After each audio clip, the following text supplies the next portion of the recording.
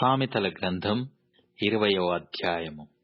ద్రాక్షారసము వెక్కిరింతల పాలు చేయును, మద్యము అల్లరి పుట్టించును.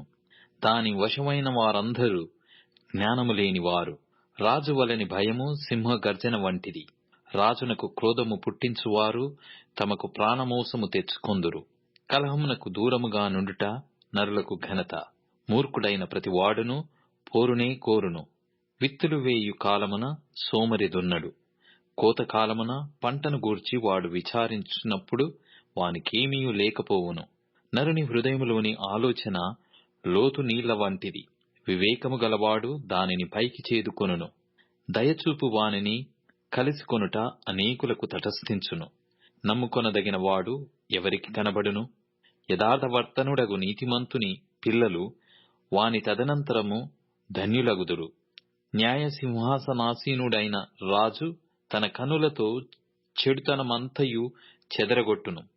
నా హృదయమును శుద్ధపరచుకొనియున్నాను, పాపము పోగొట్టుకొని పవిత్రుడనైతిననుకొనదగిన వాడెవడు?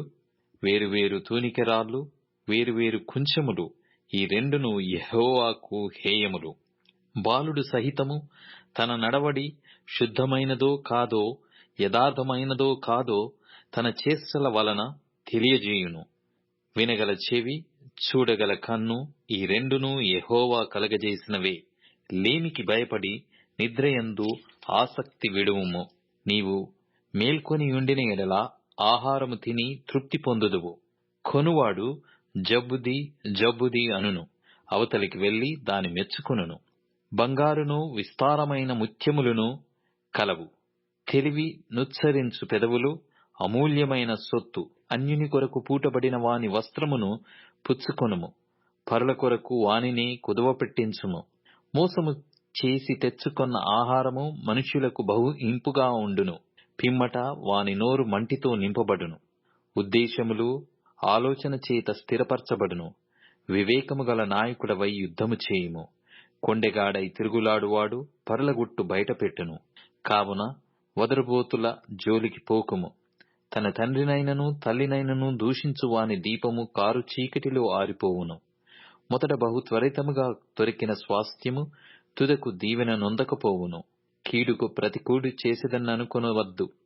యెహోవా కొరకు కనిపెట్టుకొనుము, ఆయన నిన్ను రక్షించును. వేరువేరు తూనికెరాళ్ళు యెహోవాకు హేయములు. దొంగ త్రాసు అనుకూలము కాదు. ఒకని నడతలు యెహోవా వశము. తనకు సంభవింపబోవునది ఒకడెట్లు తెలుసుకొనగలడు? వివేచింపక ప్రతిష్ఠితమని చెప్పుటయు, మ్రొక్కుకొనిన తరువాత దాని గూర్చి విచారించుటయు ఒకనికి ఉరియగును. జ్ఞానము గల రాజు భక్తిహీనులను చెదరగొట్టును, వారి మీద చక్రము దొర్లించును. నరుని ఆత్మ యెహోవా పెట్టిన దీపము, అది అంతరంగములన్నీయు శోధించును. కృపాసత్యములు రాజును కాపాడును. కృప వలన అతడు తన సింహాసనమును స్థిరపరచుకొనును. యవనస్తుల బలము వారికి అలంకారము, తలనెరుపు వృద్ధులకు సౌందర్యము. గాయములు చేయు దెబ్బలు అంతరంగములలో చొచ్చి చెడుతనమును తొలగించును.